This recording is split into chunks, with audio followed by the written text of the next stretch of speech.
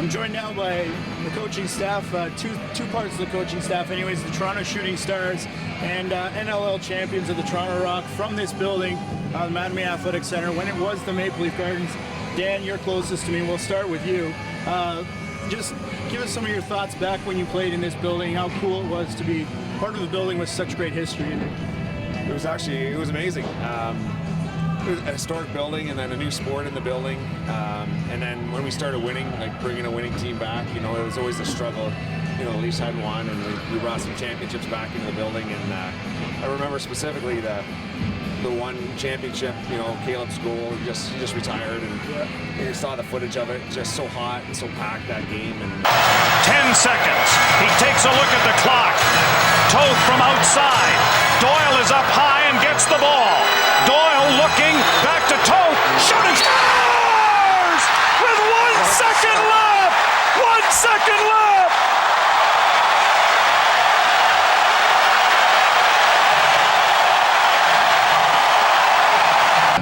It was actually an unbelievable atmosphere. I don't know if you could ever recreate it. And Glenn, we'll go to you, your thoughts as well. Not only playing there, but coming back as head coach with the Toronto Shooting Stars as well, and being back in this building, it was kind of a no-brainer, right?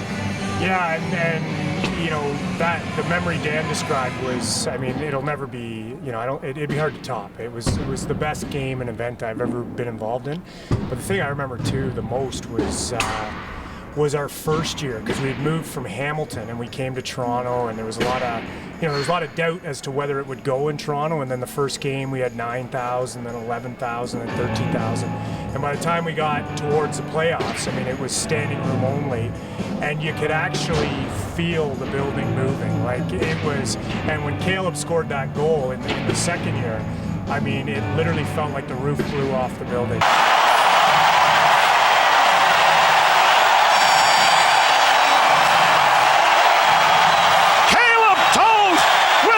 Second left, fires his hat trick.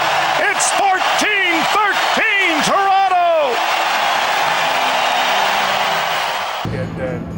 Just the way the building was built and everything was on top of you, and the noise, and you could almost feel the vibrations. It's going to be hard to replicate, but it's nice being back, and it's nice that the building still has has the facade and the structure, and it's still a sporting sporting environment. Dan, to come back to you, Glenn talked about the move from Hamilton to Toronto, and to try and bring that here. You guys moved from Oshawa last year into Toronto. Does it feel kind of like deja vu all over again when you're trying to do that and trying to bring lacrosse back into this building?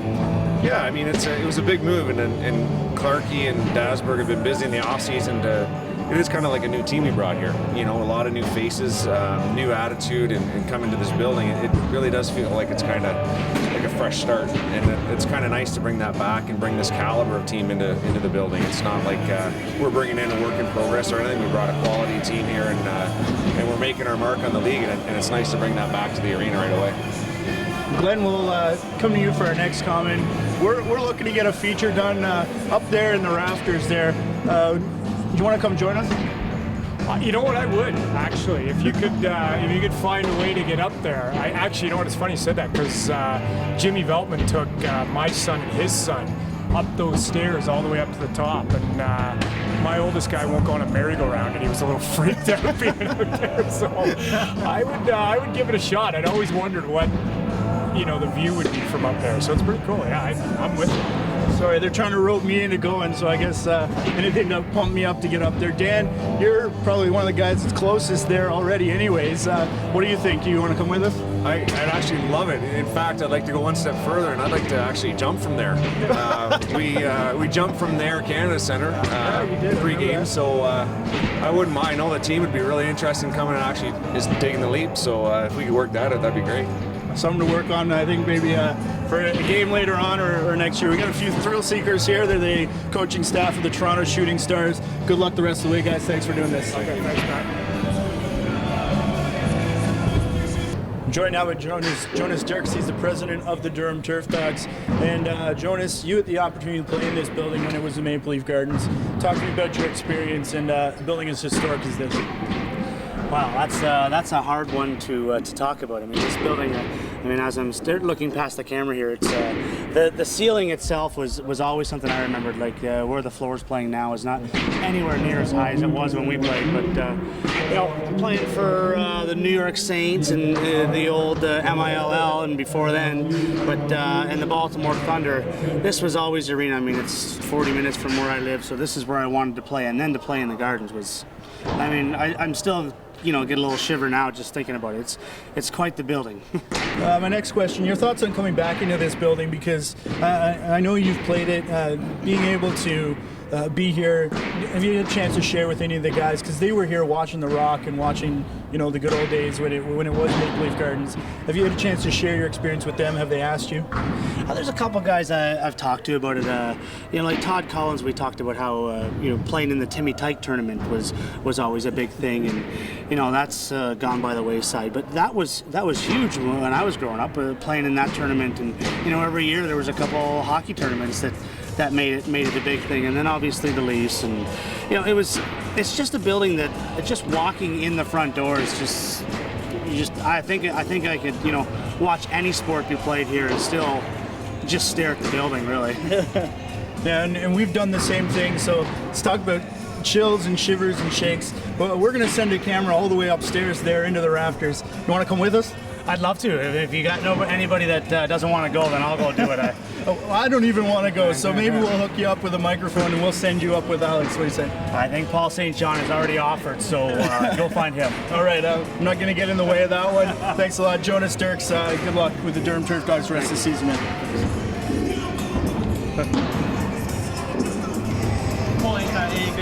Joined now by the Deputy Commissioner of the Canadian Lacrosse League and another member of the Toronto Rock, played here in '99 and 2000. Jim Beltman, your thoughts on coming back into the building? Well, this building's got a lot of tradition, a lot of history. It just gives me goosebumps every time I come in, and I remember some of the things and some of the plays that were done here, and just some of the memories that you have with not only just players but the fans. They're just so loud, and everything was just right on top of you. It's so exciting that way. That's the exact same quote that Dan Ladouceur and Glenn Clark said. They said they felt like everyone was right on top of you. And the last game here, a little bit of a bad memory. I think you said Kurt Malosky snapping your ankle in the game. And then, of course, the great memory, the goal. I think anybody, Caleb Toth, they talk about the goal. You bring Celax back here now. How important was it? How obvious was the choice to come back? You know what? We heard in September that this building was like this. There was about 2,500 seats, and we couldn't believe it. We were actually at a bar just drinking with a friend, and he told us about this place, and we're like, really? And he looked it up on his phone on the internet and said, see, there it is. And we're like, we got to get in there. Somehow we got to get back in there. And right away, you know, Paul and I looked at each other and said, this has got to be part of Celax somehow.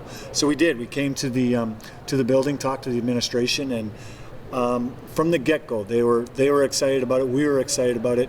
We made the deal happen very quick, and lo and behold, you know, we moved the team as fast as we could into this building, and here we are today, and we're pretty excited about it. And then recently ESPN ranks it number 10 out of the top 10 most historic buildings.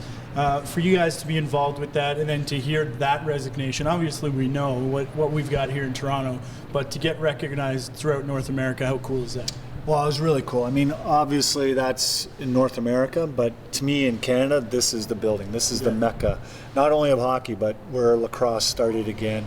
I mean, obviously the Tomahawks were here, the Shooting Stars were here, so there was that history as well. And then when I was allowed to come here with the Rock, it was, again, it's that goosebump feeling that this is a great place to be in.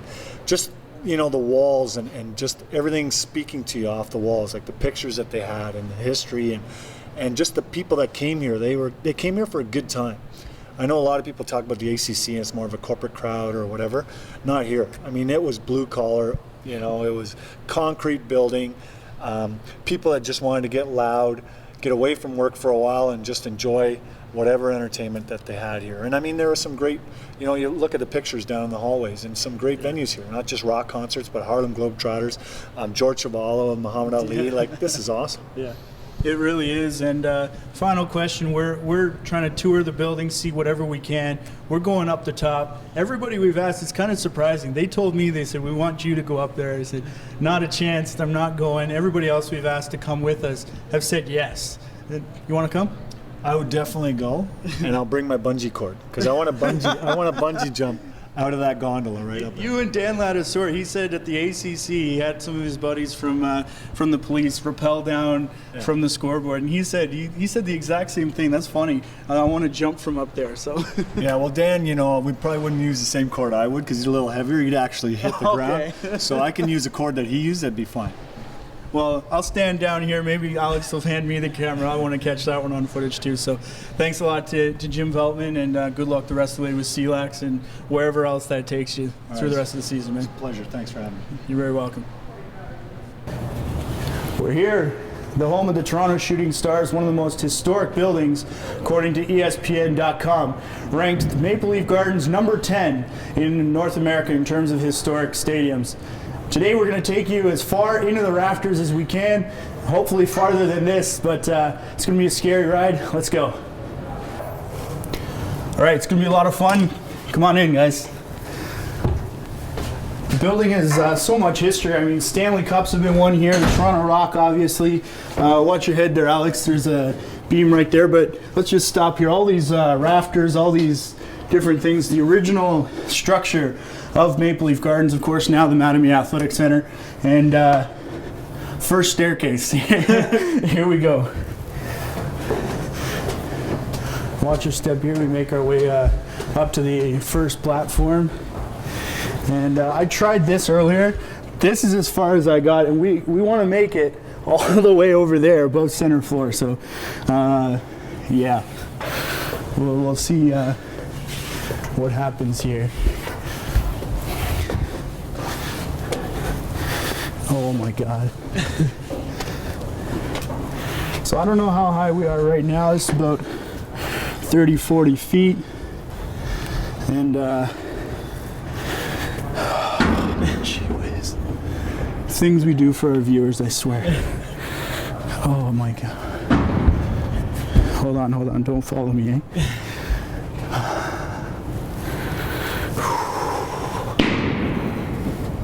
Oh yeah, of course, now they're gonna throw the ball around. Good Lord. No. I'm dead serious, I can't. I don't know, man. The issue here isn't, I don't do well with heights to start with, but as you can see, I don't know if you can get through there, Alex. You can see through each and every one of those stairs. I can hear you breathing too, man. It's Here, I'll go up first. holy crap. I'll go up first. All right, I'll be not right behind you. If you want to get the shot, I'm going to take my time here. It's actually pretty good up here. I can't look at you. I'm not going to be able to do this. I can't stand up straight. Okay, so I'll go up and then you just keep talking. We're probably 50 feet up here. I'm going to take one step back. Alex is going to go get you the shot. I'm sorry, call me what you want, but this is real right now. And yeah, sorry guys, I'm going to head backwards and you just keep talking. enjoy the rest of the journey. Alex is going to take you out. You're in the far end of the building right now. And he's walking out behind some of the new structure that is in this building here. You'll see the Canadian and American flags off to your right. Right next to them, we believe that's the original fire alarm for the building, those red horns that you see there as well. Sorry, I'm trying to make my way backwards. Alex has a lot more guts than I do. Alex, I can't see where you are. Oh, he's making his way up the second platform there, and hopefully making his way out over center floor, where we believe the old media gondola is, where Foster Hewitt made his famous call, and he's making his way up. That's the first staircase platform there.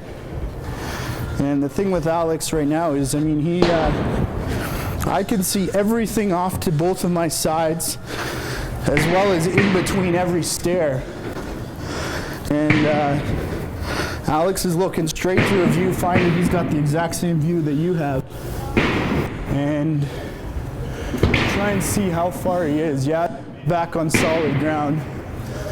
up here, and Alex is way on up there. I don't know, he's approaching 1.5 million feet, I think, on one of the platforms there. There's a catwalk that he's on that runs all the way around, but he's gonna keep going straight up.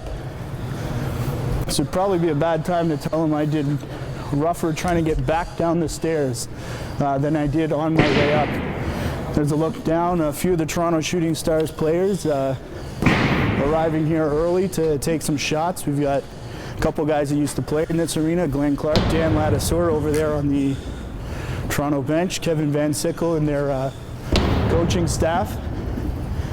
And there's the horn. Alex, can you pan to your right? There. That red horn right there, that's what I was talking about earlier. I thought that was on a lower catwalk, but we believe that's the original horn from Maple Leaf Gardens or the original fire system. We're not entirely sure, but you can see him up there on that top catwalk. You got about 6 stairs left to go, Alex, before you reach the top. Can't, there's a beam. Oh, there's a beam in his way. I'll try. So I don't know what he's gonna do. He's gonna, oh yeah, right. He's gonna black ops this. And he's under, and yeah, watch that camera there, dude. As he gets up there, he's made it. Yesterday we had trouble panning up. Gary, how you doing there? He's got him in frame. He's up into the rafters of the Mattamy Athletic Center, walking along.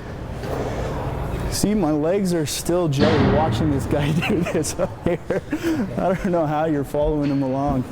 And Alex is right at the top, about 3 feet above his head. If you watch the exterior shots of the Mattamy Athletic Center, that's where that blue maple leaf is painted.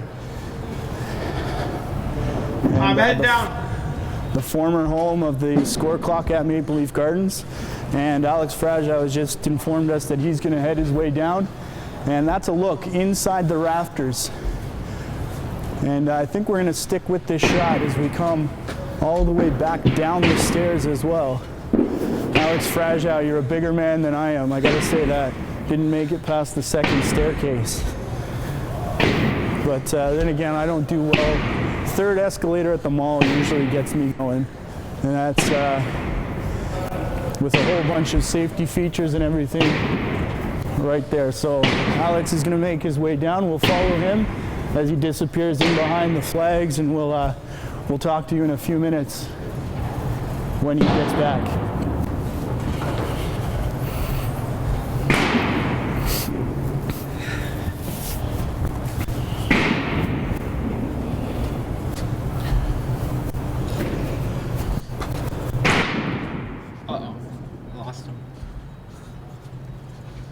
I lost you, Matt, by the way. I lost your mic. You okay. All right, you want to head up actually just to help me out here? Hold on, actually, no, I'm good. The door's locked. I'm good. Oh, right.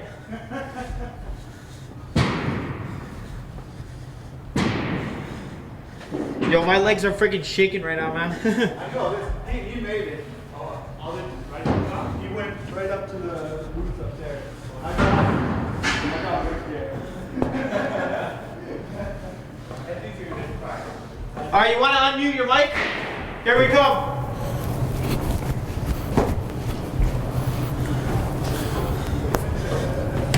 Yeah, there's no way I'm opening the door for you. Back on solid ground here at the Mattamy Athletic Center.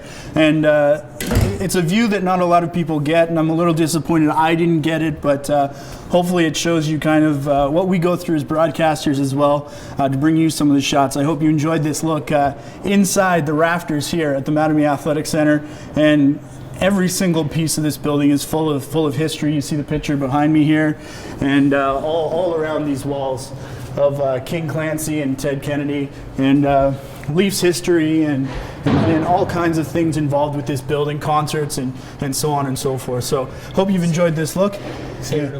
And yeah, I need to disappear in here for a second.